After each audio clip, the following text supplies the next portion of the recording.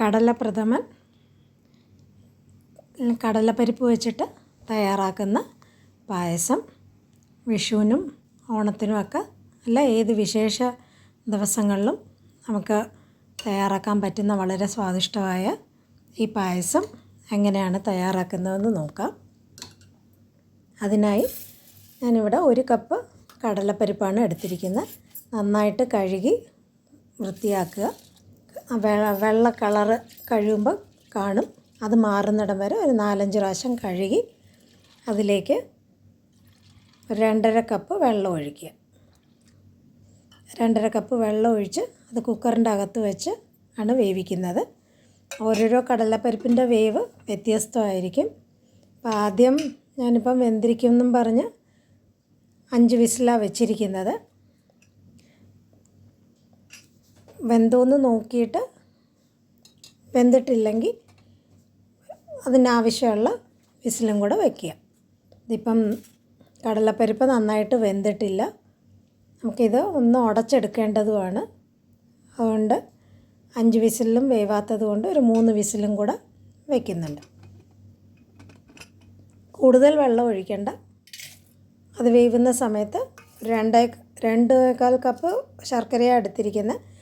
1.25 മുതൽ 2.5 കപ്പ് വരെ ശർക്കര അവരവരുടെ ടേസ്റ്റിന് അനുസരിച്ച് എടുക്കുക. ഒന്ന് ഉരുക്കിയെടുത്ത് മാറ്റി വയ്ക്കുക. പ്രഷർ താന്നതിന് ശേഷം കുക്കർ തുറന്ന് നോക്കുക, കടലപ്പരിപ്പ് വെന്തിട്ടുണ്ടോ എന്ന് നോക്കുക. ഇപ്രാവശ്യം നന്നായിട്ടൊന്ന് വെന്ത് കിട്ടിയിട്ടുണ്ട്. ഉടക്കുകയാണെങ്കിൽ നമുക്ക് നല്ല മഷി പോലെ ഉടച്ച് കിട്ടും.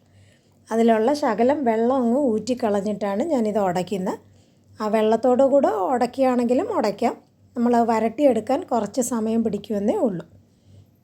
ഒരു മാഷർ വെച്ചോ അല്ല ഇതുപോലൊരു ഗ്ലാസ് വെച്ചോ നന്നായിട്ട് ഉടച്ചെടുക്കുക.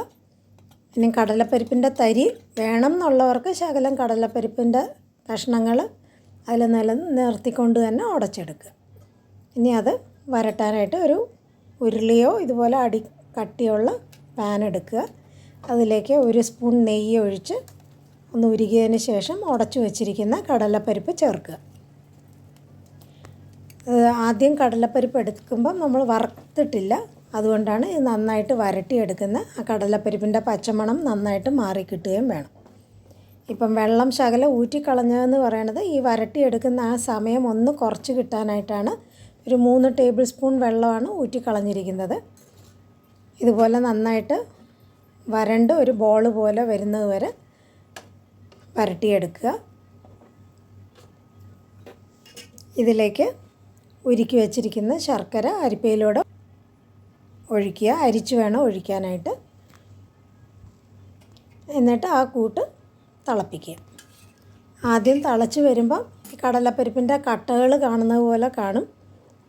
അത് നന്നായിട്ട് തിളച്ച് വരുമ്പം ആ കട്ടകൾ നല്ലോണം ഉടഞ്ഞ് മഷി പോലെ ആയി കിട്ടിക്കോളും. അതുകൊണ്ട് ഈ കട്ടകൾ ആദ്യം കാണുമ്പം പേടിക്കണ്ട.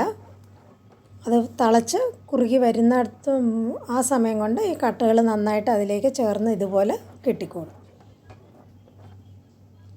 ഇതൊരു മീഡിയം തീയിൽ വെച്ച് തന്നെ വരട്ടിയെടുക്കുക. ഒരു അലുവയുടെ പദം വരുന്നത് വരെ ഇതുപോലെ വരട്ടിയെടുക്കുക.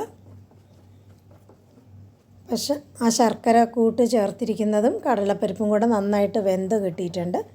ഇതിലേക്ക് നമുക്ക് തേങ്ങാപ്പാൽ ഒഴിക്കാം. ഇപ്പോൾ തേങ്ങാപ്പാലും ഇപ്പം ഞാൻ ഒഴിക്കുന്നത് 2ാം പാലും 3ാം പാലും കൂടെ ചേർത്താണ് ഞാൻ ഒഴിക്കുന്നത്.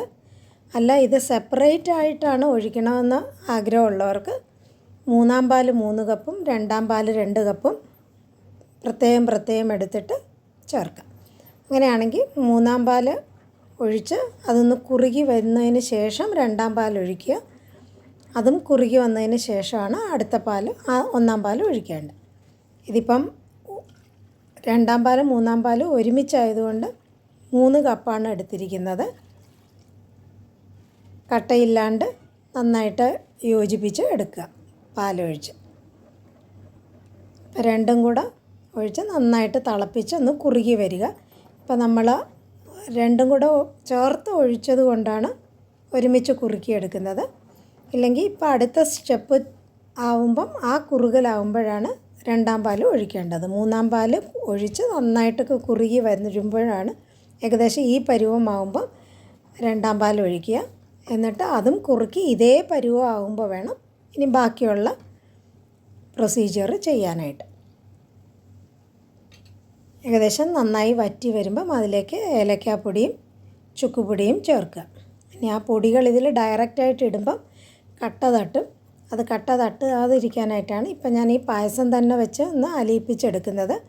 ഇല്ലെങ്കിൽ ശകലം തേങ്ങാപ്പാൽ ഒഴിച്ച് നേർപ്പിച്ച തേങ്ങാപ്പാൽ വേണം ഒഴിക്കാനായിട്ട്.